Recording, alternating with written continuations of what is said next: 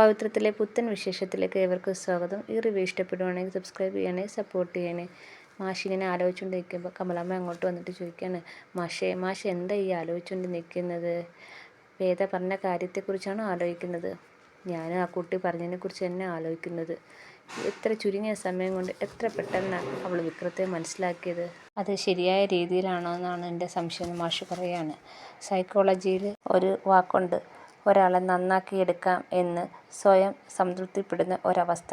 ആ അവസ്ഥയിലോടാണ് ഏതാ കടന്നു പോകുന്നത് എന്നൊരു സംശയം. മാഷിന് ചിലപ്പോൾ അങ്ങനെ തോന്നുകയാണോ എന്ന് കമലമ്മ ചോദിക്കുകയാണ്. ഇത്രയും നാൾ നമ്മൾ ശ്രമിച്ചിട്ട് അവൻ മാറിയില്ല. വേദയ്ക്ക് ചെറിയ കാലം കൊണ്ട് തന്നെ അവനെ മാറ്റിയെടുക്കാൻ കഴിഞ്ഞു. അതും ആവാലോ എന്ന് കമലമ്മ പറയുകയാണ്. ചിലപ്പം നമ്മളെ കണക്കൂട്ടലെല്ലാം തെറ്റായിരുന്നെങ്കിലോ മാഷേ? ഇത്രയും കാലമായിട്ട് എനിക്കോ മാഷിനോ അവനെ മാലയിട്ട് വ്രതം എടുപ്പിക്കാൻ കഴിഞ്ഞോ? ഇല്ലല്ലോ. നമ്മൾ പറഞ്ഞായിരുന്നെങ്കിൽ അവൾ കേൾക്കുമായിരുന്നോ? ഇല്ലല്ലോ. പക്ഷേ അവളെക്കൊണ്ട് അതൊക്കെ കഴിയുമെങ്കിൽ അവനും അതിന് തയ്യാറായെന്നല്ലേ? അങ്ങനെ തയ്യാറാവണമെങ്കിൽ അവന് ആ കുട്ടിയിലൊരു വിശ്വാസം വന്നതുകൊണ്ടായിക്കൂടെ മാഷേ? അങ്ങനെ വിശ്വാസം വരണമെങ്കിൽ നമുക്കറിയാത്ത അവൻ്റെ മനസ്സ് അവൾക്ക് പിടികിട്ടിക്കാണുമെന്ന് നമ്മൾ വിചാരിക്കണ്ടേ മാഷേ? അപ്പം വേദ പറയുന്നതിൽ എന്തെങ്കിലും കാര്യം ഉണ്ടെങ്കിലോ? അപ്പം നമ്മൾ വിചാരിക്കുന്ന അത്രയും തെറ്റുകാരനല്ല അവനെങ്കിലോ മാഷേ? അങ്ങനെയൊക്കെയാണെങ്കിൽ അതിൽ പരം വേറെ സന്തോഷം നമുക്ക് ഉണ്ടോ മാഷേ എന്ന് ചോദിക്കുകയാണ്. അപ്പോൾ മാഷ് പറയാണ്, നിന്നെപ്പോലെ തന്നെ ഇതൊക്കെയും എൻ്റെ ആഗ്രഹമാണ്. പക്ഷേ യാഥാർത്ഥ്യം അങ്ങനെ ആവണമെന്നില്ല. ഇരുട്ടുകൊണ്ട് ഓട്ട അടയ്ക്കുന്ന പോലെ ആവല്ലേ അവസാനം. അങ്ങനെ തോന്നല്ലേ എന്ന് മാഷ് പറയാണ്. എല്ലാ കാലത്തും അവൻ ഇങ്ങനെ ആവണമെന്ന് മാഷ് ആഗ്രഹിക്കുന്നുണ്ടോ? ഇല്ല. പിന്നെന്താണ് വേദ പറഞ്ഞതിൽ അംഗീകരിക്കാൻ മാഷിന് പറ്റാത്തത്? അത് ഇനിയും മോഹിച്ച് മടുക്കാൻ വയ്യ, അതുകൊണ്ടാണ് മാഷ് പറയാണ്.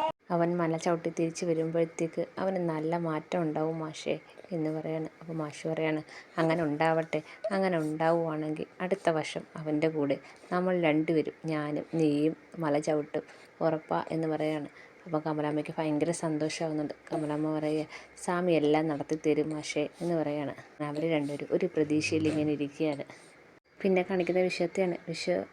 ശ്രീജടുത്ത് ചോദിക്കുക, ശരിക്കും അല്ല അതെന്താ അങ്ങനെ ചോദിച്ചതെന്ന് ശ്രീജടുത്ത് ചോദിക്കുകയെന്ന്. അല്ല, നീയും വേദയൊക്കെ ഇങ്ങനെ പറഞ്ഞെങ്കിലും ഇത്രയും പെട്ടെന്ന് കാര്യങ്ങൾ നടക്കുമെന്ന് ഞാൻ വിചാരിച്ചില്ല. അപ്പോൾ ശ്രീജ പറയുകയാണ്, എന്നെയാണ് ബാങ്കിൽ നിന്ന് വിളിച്ചിട്ട് പറഞ്ഞത് നാളെ കഴിഞ്ഞ് പണം വാങ്ങിക്കാൻ ചെല്ലാൻ. ഇനി അപ്പം വിശ്വസിക്കാതിരിക്കണ്ട എന്ന് ശ്രീജ പറയുകയാണ്. ശ്രീജ പറയാണ്, ദൈവമേ ഒരു കുഴപ്പം കൂടാതെ കാര്യങ്ങളെല്ലാം നടന്നാൽ മതിയെന്ന്. അപ്പോൾ വിശ്വം പറയാണ്, ഇതെല്ലാം നടക്കും. നീയല്ലേ തുടങ്ങിയേക്കുന്നത്, ഞാനല്ലല്ലോ. അപ്പോൾ ശ്രീജ ചോദിക്കുകയാണ്, അതെന്താ വിശ്വട്ട് അങ്ങനെ പറഞ്ഞു? അല്ല, ഞാനൊരു ഗതി കെട്ടവനാണ്, അതുകൊണ്ടാണ്. ഞാൻ ആദ്യം കുറിച്ച് പറഞ്ഞപ്പോൾ ഉണ്ടായ ഉഷാറെല്ലാം പോയോ എന്ന് ചോദിക്കുകയാണ്. അതുകൊണ്ടല്ല ശ്രീജയെ പറഞ്ഞത്. ഇപ്പം കഴിഞ്ഞ ജോലിക്ക് തന്നെ ഞാൻ പോയിട്ട് എന്താ സംഭവിച്ചത്? എന്നെ അവന്മാർ കുടുക്കി. അത് അവന്മാർ മനഃപൂർവ്വം കൊടുക്കണമെന്ന് വിചാരിച്ച് ചെയ്തുകൊണ്ടല്ലേ എന്ന് ശ്രീജ പറയാണ്. ജാതകം നന്നായിരുന്നെങ്കിൽ എങ്ങനെയെങ്കിലും അത് രക്ഷപ്പെട്ടു ഞാൻ പോകുന്നതിന്. ഇപ്പോൾ എന്താ ജാതകത്തെക്കുറിച്ചൊക്കെ പറയുന്നത് ശ്രീജ ചോദിക്കുന്നത്. അത് ഞാൻ ഇന്നൊരു പക്ഷിശാസ്ത്രജ്ഞനെ കണ്ടു എന്ന് വിഷയം പറയാണ്. ശാസ്ത്രജ്ഞനോ എന്ന് ശ്രീജ ചോദിക്കാൻ. അത് തന്നെ അവിടെ എഴുതി വെച്ചേക്കുന്നത് അങ്ങനെയാ. അവരെയൊക്കെ അങ്ങനെയാണോ വിളിക്കുന്നത്? അങ്ങനെ വിളിക്കുന്നത്. അതാ അവിടെ എഴുതി വെച്ചേക്കുന്നത്, പക്ഷിശാസ്ത്രജ്ഞൻ പ്രൊഫസർ കുണ്ടല കമലാക്ഷൻ. ശ്രീജ പറയാണ്, ആഹാ, ആ കൂക എന്താ പറഞ്ഞത്? അപ്പോൾ വിഷ്ണു ചോദിക്കുന്ന, കൂകായോ? കുണ്ടല കമലാക്ഷൻ. അപ്പോൾ കൂക. അങ്ങനൊന്നും ആരും കളിയാക്കിയൊന്നും വേണ്ട. അയാളെ 2-3 മണിക്കൂർ ക്യൂ നിന്നാണ് ഞാൻ തന്നെ അപ്പോയിൻമെൻറ്റ് വാങ്ങിച്ചെടുത്തത്. എന്നെങ്കിൽ അയാൾ എന്തോ പറഞ്ഞ് എന്ന് ശ്രീജ ചോദിക്കുകയാണ്. അയാൾ തത്തയെ കൊണ്ട് ചീട്ടടിപ്പിച്ചിട്ട് ചീട്ടിനകത്ത് കുറേ നേരം നോക്കിക്കൊണ്ടിരുന്നു. അപ്പോൾ ശ്രീജ പറയാണ്, അതിന് മുന്നേ പറഞ്ഞ അടുത്ത് തന്നെ പറയുന്ന കാര്യം വീണ്ടും പറയാൻ പറ്റത്തില്ലല്ലോ. അതിനെക്കുറിച്ച് വേറെ എന്താ പറയണം എന്ന് ആലോചിച്ചുകൊണ്ടിരിക്കുകയായിരിക്കും. അതെങ്ങനെയാണ്? അയാൾ മുമ്പേ പറഞ്ഞ അടുത്ത് എന്ത് പറഞ്ഞെന്നും എനിക്കറിയത്തില്ലല്ലോ. അപ്പം വേണമെങ്കിൽ അത് തന്നെ എൻ്റെ അടുത്ത് പറഞ്ഞാൽ പോരെ? ഒരാളുടെ അടുത്ത് തന്നെ ഒരു കാര്യം തന്നെ എല്ലായിടത്തും പറയുമ്പോൾ അവർക്ക് ബോറടിക്കത്തില്ലേ? അതുകൊണ്ടാണ്. എന്നിട്ട് എന്താ പറഞ്ഞ്? അത് തുടങ്ങി വെച്ചതൊന്നും നന്നാകാൻ പറ്റിയിട്ടില്ല. അത് കേട്ടപ്പോഴേ ഞാനങ്ങ് ഞെട്ടിപ്പോയി. ഇപ്പോഴും ഒന്നും ശരിയാവുന്നില്ല. ഇനി ഭാവിയിൽ ഒന്നും ശരിയാവത്തില്ലെന്നാണ് അയാൾ പറഞ്ഞതെന്ന് വിഷയം പറയാണ്. പരിഹാരമായി എന്തോ പറഞ്ഞ്, ഒരു ക്ഷേത്രത്തിൽ ചെന്ന് അവിടെ ഓല നോക്കണം, അപ്പം അതിനുള്ള പരിഹാരവും പറയും എന്ന് പറഞ്ഞു. ജന്മത്തിൽ ചെയ്ത പാപം എന്തോ ആണെന്നാണ് പറയുന്നത്. അപ്പോൾ അവിടെ ചെന്ന് അതിന് പരിഹാരം കാണും. ശ്രീജ പറയുകയാണ്, ഇയാൾ അവിടുത്തെ ബ്രോക്കറും കൂടെ ആയിരിക്കും. പിന്നെ അവിടം വരെ പോകുന്നേണ്ട, ഞാൻ പറഞ്ഞുതരാം. അഗസ്ത്യ മുനി നമ്മുടെ മുൻജന്മത്തെക്കുറിച്ച് എഴുതി വെച്ചിട്ടുണ്ട്. ശ്രീജ ഒരു കഥയങ്ങ് ഉണ്ടാക്കി. ഒരു രാജ്യത്തെ ഒരു കുതിരക്കാരനായിരുന്നു വിശ്വട്ടൻ. സുന്ദരേശൻ എന്നായിരുന്നു പേര്. അപ്പം അന്നും ഇതുപോലെ മടി പിടിച്ചിരിക്കുന്ന കാരണം ഭാര്യ മക്കളെ ഒന്നും നന്നായിട്ട് നോക്കാൻ പറ്റില്ല. അവസാനം ഭാര്യയ്ക്ക് സഹി കെട്ട് എന്ന് വെച്ചാൽ ഞാൻ ഇതേ കൊണ്ട് ചവിട്ടി അങ്ങ് കൊല്ലിച്ച്. അപ്പം സുന്ദരേശൻ അങ്ങ് മരിച്ചുപോയി. അതേ അനുഭവം ഈ ജന്മത്തിലും ചേട്ടന് ഉണ്ടാവണോ എന്ന് ശ്രീജ ചോദിക്കുകയാണ്. വിശ്വം പറയണേ, വേണ്ട വേണ്ട വേണ്ട, ആ കുണ്ടറ കമലാഷിൻ്റെ അഡ്രസ്സ് ഇങ്ങോട്ട് തരണേ എന്ന് ശ്രീജ ചോദിക്കുകയാണ്. അതെന്തിനാ? അയാൾക്കെതിരെ കേസ് കൊടുക്കാൻ. ഇങ്ങനെ പ്രയോജനം പറഞ്ഞെന്നും പറഞ്ഞ് കേസ് കൊടുക്കാൻ പറ്റുമോ എന്ന് വിശ്വം ചോദിക്കുകയാണ്. അല്ല, ഈ പക്ഷിയെ കൊണ്ടൊക്കെ ഇങ്ങനെ പണിയെടുപ്പിക്കുക, അപ്പം അതിനെതിരെ എന്തായാലും കേസ് കൊടുക്കാൻ പറ്റും. വേദയെ കൊണ്ടൊരു കേസ് കൊടുപ്പിക്കണം എന്ന് ശ്രീജ പറയാണ്. എൻ്റെ പൊന്ന് വിശ്വട്ടാ, ജോലി ചെയ്യാൻ വയ്യാത്തൊരു ഓരോരോ ഉടായ്പ് പറയാനും വേണ്ടി ഇങ്ങനെ ഓരോരോ കാരണം നമ്മൾ കണ്ടെത്തി കഴിഞ്ഞാൽ ഒരു കാര്യം ചെയ്യാൻ പറ്റത്തില്ല. നിങ്ങളെപ്പോലെ ഇതേപോലെ ഓരോ കാരണം കണ്ടെത്താൻ എനിക്ക് പറ്റത്തില്ല. എനിക്ക് നന്നായിട്ട് നടത്തണം, ഞാനത് കച്ചവടം ചെയ്യുകയും ചെയ്യും. എന്നിട്ട് വേണം എൻ്റെ മോളെ ഇങ്ങോട്ട് കൊണ്ടുവരാൻ. നിങ്ങളെ ഞാൻ ജോലിക്ക് നിർത്തുകയും ചെയ്യും. നിങ്ങൾക്ക് ഞാൻ ശമ്പളം തരുന്നുണ്ട്.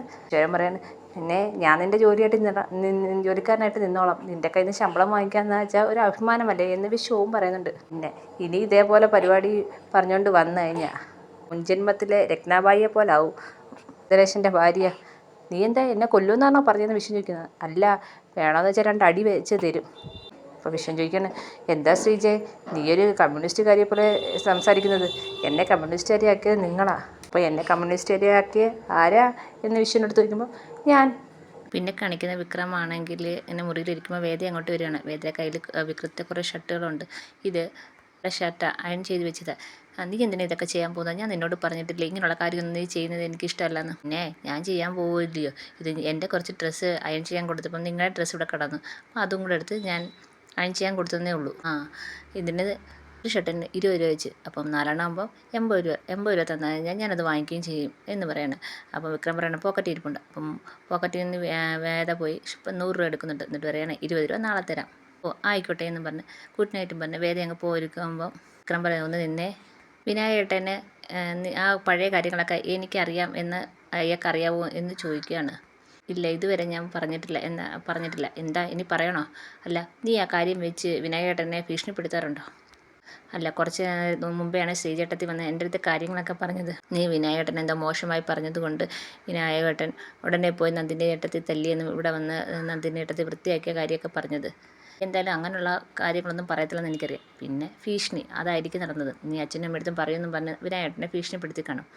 അപ്പോൾ സത്യം മാത്രം പറയണം എന്ന് വിക്രം പറയണം. സത്യമായിട്ട് ഞാനങ്ങനെ പറഞ്ഞിട്ടുണ്ടായിരുന്നു. അപ്പോൾ ഇത് വെച്ച് ഭീഷണിപ്പെടുത്താൻ പോവുകയാണോ? അല്ല, വിനായകേട്ടൻ പറയുന്നത് നന്ദിൻ്റെ അടുത്ത് കേൾക്കുമോ? കേട്ടില്ലെങ്കിൽ എല്ലാവരും മുമ്പ് വെച്ച് ഒരു തല്ല് കിട്ടണമെന്ന് ഞാൻ ആഗ്രഹിക്കുന്നു. അപ്പം ഭർത്താവിന് ഭാര്യയെ തല്ലാൻ പറ്റൂല്ലേ? പക്ഷേ വിക്രം ചോദിക്കണം. പക്ഷേ ഭർത്താവിന് ഭാര്യയെ തല്ലാൻ പറ്റത്തില്ല. പക്ഷേ ഇത് ആ ഗണത്തിൽ പെടുന്നതല്ല. ഒരു കുടുംബം മൊത്തവും സ്വസ്ഥതമാക്കുന്ന ഒരാളെ ഒതുക്കാൻ വേണ്ടിയുള്ള ഒരു മാർഗം മാത്രമാണ് ഇതെന്ന് വേദ പറയാണ്. അങ്ങനെയാണെങ്കിൽ എൻ്റെ സ്വഭാവം മാറും എന്ന് പറയണം.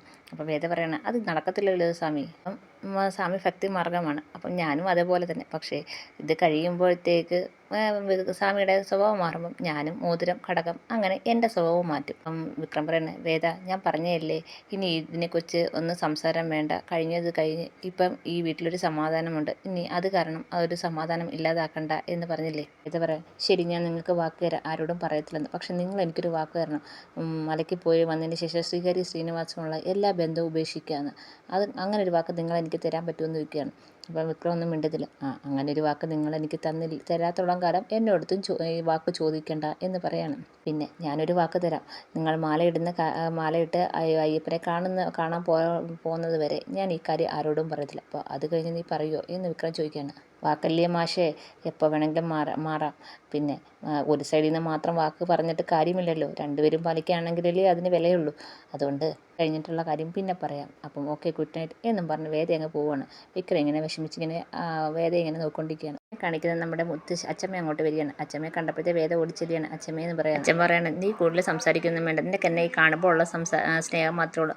അല്ലെങ്കിൽ നിനക്ക് എന്നെ ഒന്ന് വിളിച്ചുകൂടായിരുന്നു? എൻ്റെ കയ്യിലൊരു സ്മാർട്ട് ഫോണില്ലേ, നീ എന്തായിരുന്നു എന്നെ ഒന്ന് വീഡിയോ കോൾ ചെയ്താൽ എന്നൊക്കെ അച്ഛമ്മ പരിഭവം പറയുന്നുണ്ട്. അത് അച്ഛമ്മ തിരക്കായിരിക്കുമെന്ന് വിചാരിച്ചു. എനിക്കെന്ത് തിരക്ക്, ഗംഗാധരനെ നോക്കാൻ അവിടെ ഹോം നേഴ്സൊക്കെ ഉണ്ട്. പിന്നെ അവിടെ അങ്ങ് ബോറടിയായിരുന്നു. അവിടെ ചെല്ലുക, ഫ്ലൈറ്റ് കയറി അവിടെ ഇറങ്ങുക, കാറിൽ കയറുക, ലിഫ്റ്റിൽ കയറുക, റൂമിലെത്തുക. അപ്പം അവിടെ തിരിച്ചും അങ്ങനെ അതുപോലെ തന്നെ. പിന്നെ എന്തോന്നാ, ഭയങ്കര ബോറടിയായിരുന്നു എന്ന് അച്ചമ്മ പറയുകയാണ്. പിന്നെ ബാൽക്കണിയിലോട്ട് ഇറങ്ങി നിന്ന പുട്ടുകുറ്റി പോലുള്ള ഫ്ലാറ്റ്, താഴേക്ക് നോക്കുന്ന കുഞ്ഞു കുഞ്ഞു വീടുകൾ, എല്ലാവർക്കും തിരക്ക്. പിന്നെ വീട്ടിലാണെങ്കിലോ അവൻ്റെ ഭാര്യയ്ക്ക് തിരക്ക്, കൊച്ചുങ്ങൾക്ക് തിരക്ക്, എന്തിനു വേണം അവിടുത്തെ ഹോം നേഴ്സിന് വരെ തിരക്ക്, വേലക്കാരിക്കും തിരക്ക്, സർവ്വത്ര തിരക്ക്. അങ്ങനെ അവിടുത്തെ വിശേഷങ്ങളൊക്കെ ചോദിക്കുന്നുണ്ട്. വിശേഷമൊക്കെ ചോദിക്കുമ്പോൾ ഇവിടെ വീട് കത്തിക്കരിഞ്ഞ കരിക്ക് അച്ചമ്മ ചോദിക്കുന്നുണ്ട്. അതൊക്കെ പോട്ടെ അച്ചമ്മയെന്ന് പറഞ്ഞുകൊണ്ട് വേദയാണെങ്കിൽ അകത്തേക്ക് വിളിക്കുമ്പോൾ ഞാൻ ആ വീടൊന്ന് കണ്ടിട്ട് വരാമെന്ന് പറഞ്ഞുകൊണ്ട് ഓടിപ്പോയി വിക്രത്തെ വീടൊക്കെ കാണുന്നുണ്ട് അച്ചമ്മ. അങ്ങനെ തിരിച്ച് അച്ചമ്മ വീട്ടിലേക്ക് കയറാൻ നേരത്ത് വിക്രം ഇറങ്ങി വരികയാണ് അച്ചമ്മയെന്ന് വിളിച്ചുകൊണ്ട്. അച്ചമ്മ കെട്ടിപ്പിടിക്കാൻ നേരത്ത് അച്ചമ്മ പറയുകയാണ്, വേണ്ട ഞാൻ അശുദ്ധിയായിട്ടൊക്കെ വന്നത് വണ്ടിയിലൊക്കെ വന്നേയില്ലേ, നീ സാമിയല്ലേ എന്ന് പറയാണ്. അതിനെന്താ അച്ചമ്മ കെട്ടിപ്പിടിച്ച് തന്നെ വരുന്ന അശുദ്ധി അങ്ങ് അയ്യപ്പം ക്ഷമിച്ചോളെന്ന് പറഞ്ഞ് വിക്രമാണെങ്കിൽ അച്ചമ്മ കെട്ടിപ്പിടിക്കുന്നുണ്ട്. ഞാനോ നീ പറഞ്ഞ ആമപ്പൂട്ടിട്ട് ഇവനെ പൂട്ടിയെന്ന് പറഞ്ഞേ എന്ന് പറയണം. അങ്ങനെ വിക്രം പോവുകയാണ്. വിക്രം പോകുന്നിടത്ത് വേദ പുറകിച്ചെന്ന് പറയാണ്, ആ അടിച്ചവന്മാരെ തിരിച്ച് ചെല്ലാനൊന്നും നിൽക്കണ്ട, നേരത്തെ വീട്ടിൽ വന്നോണം എന്ന് പറയണം. അപ്പോൾ അച്ചമ്മ ചോദിക്കണം, എന്താണ് രണ്ടുപേരും കൂടെ സ്വകാര്യം പറയുന്നത്, വൈകിട്ട് അമ്പലത്തിൽ പോകുന്ന കാര്യം അച്ചമ്മേ എന്ന് പറയണം. അപ്പോൾ അച്ചമ്മ പറയാണ്, ഞാനും കൂടെ വരുന്നുണ്ട്. അങ്ങനെ അച്ചമ്മയും എല്ലാവരും കൂടെ അകത്തോട്ട് കയറുകയാണ്. അപ്പോൾ നന്ദിനി വരിക, റീൽസ് അമ്മച്ചി വന്നേക്കുന്നത്, എന്താണ് നീ എന്നെക്കുറിച്ച് പറഞ്ഞത് എന്നും പറഞ്ഞുകൊണ്ട് അങ്ങോട്ട് ചെല്ലുകയാണ്. ഞാനൊന്നും പറഞ്ഞില്ല എന്ന് പറയണം. അപ്പോൾ വേദ പറയണം, ഇല്ലല്ല റീൽസ് അമ്മച്ചി എന്ന് പറഞ്ഞെന്നും പറയണം. അങ്ങനെ ചെന്ന് അച്ചമ്മയാണെങ്കിൽ ഇതിനോട് ചെവി പിടിക്കുന്നുണ്ട്. എൻ്റെ മോന്ത മാത്രം എന്താടി എപ്പോഴും ഇങ്ങനെ കടന്നിൽ കുത്തി പോലെ ഇരിക്കുന്നതെന്ന്. അങ്ങനെ അച്ചമ്മ ഒരു പഴഞ്ചൊല്ലൊക്കെ പറഞ്ഞ് നന്ദിനിയെ കളിയാക്കുന്നുണ്ട്. അപ്പോഴത്തേക്ക് അടുക്കളയിൽ നിന്ന് കമലമ്മയും ശ്രീജയും കൂടെ ഓടി വരികയാണ്. അമ്മ വന്നെന്നും പറഞ്ഞുകൊണ്ട് വന്ന് കമലമ്മ കെട്ടിപ്പിടിക്കുകയൊക്കെ ചെയ്യുന്നുണ്ട്. അപ്പം ശ്രീ ചോദിക്കണം, അച്ചമ്മയ്ക്ക് ചായ ഇടട്ടെ? വേണ്ട മോളിടണ്ട. അപ്പം നന്ദിനി പറയണമെന്ന്, ശ്രീ ചേച്ചി ഇട്ട് കഴിഞ്ഞാൽ അച്ചമ്മ ഇപ്പോൾ കുടിക്കത്തില്ല, ഇത് വേദ ഇട്ടാലും അച്ചമ്മ കുടിക്കത്തുള്ളൂ എന്ന് പറയുകയാണ്. അപ്പം അച്ചമ്മ പറയാണ്, വേദയല്ല ഇടേണ്ടത്, നീ ഇട്ട് തരണം, നീയാണ് ഇനി എൻ്റെ കാര്യങ്ങളൊക്കെ നോക്കേണ്ടത്, ചൂടുവെള്ളം അടച്ചു തരണം, കുഴമ്പ് അടച്ചു തരണം, ഇതൊക്കെ നീയാണ്. അപ്പം നന്ദിനിക്ക് ഞാനോ? നീ തന്നെ എത്ര കാലത്തേക്ക്? അപ്പോൾ കമലമ്മ പറയണ, അമ്മ എത്ര കാലം ഇവിടെ ഉണ്ടോ അത്രയും കാലം നീ അത് ചെയ്യണം എന്ന് പറയണം. നന്ദിനിയാണെങ്കിൽ പെട്ട പോലെ ചായ ഇടാൻ പോവുകയാണ്. അപ്പോൾ അച്ചമ്മയാണെങ്കിൽ പലഹാരമൊക്കെ എടുത്തു കൊടുക്കുന്നുണ്ട്. അപ്പം വേദ പറയാണ്, അച്ചമ്മ എനിക്കൊരു ഐഡിയ, ശ്രീചേട്ടത്തി ഒരു ബിസിനസ് തുടങ്ങാൻ പോകുന്നു, പൊടി ഈ കറി പൗഡറെല്ലാം ഉള്ള ഒരു ബിസിനസ്. അപ്പം അതിൻ്റെ കൂട്ടത്തിൽ അച്ചമ്മയുടെ പലഹാരം കൂടെ നമുക്ക് കൊടുത്താലോ? അപ്പം അച്ചമ്മ പറയാണ്, ഞാൻ റെഡിയാ എന്ന് പറയുകയാണ്. മോളുടെ ബിസിനസ്സിൻ്റെ പേര് അപ്പം ഷീ പ്രോഡക്ട്സ് എന്ന് പറയുകയാണ്. എൻ്റെ റീൽസ് വീണ്ടും തുടങ്ങുന്നത് മോളുടെ ബിസിനസ് കൂടെ ആയിരിക്കട്ടെ എന്ന് അച്ചമ്മ പറയുകയാണ്. ഞാനാണെങ്കിൽ അതൊക്കെ ചെയ്യാൻ തയ്യാറാണ്, പക്ഷേ അപ്പോൾ കമലമ്മ പറയണ, പക്ഷേ അമ്മ പറഞ്ഞു കൊടുത്താൽ മതി, നമുക്കൊരാളെ നിർത്താം എന്ന് പറയണം. എന്തിനാളെ നിർത്തുന്ന? നന്ദിനി ഉണ്ടല്ലോ, നന്ദിനിയെ കൊണ്ട് ചെയ്യിപ്പിക്കാമെന്ന്. അപ്പോഴത്തേക്ക് നന്ദിനി ഓടി വരുന്നു, ഞാനോ? നീ തന്നെ ചെയ്യണം എന്ന് പറയാണ്. എല്ലാവരും സംസാരിച്ച് സന്തോഷിച്ച് നിൽക്കുന്നതാണ് ഇന്നത്തെ എപ്പിസോഡിൽ കാണിച്ചിരിക്കുന്നത്. എല്ലാവർക്കും ഇഷ്ടപ്പെട്ടെങ്കിൽ സബ്സ്ക്രൈബ് ചെയ്യണേ, സപ്പോർട്ട് ചെയ്യണേ.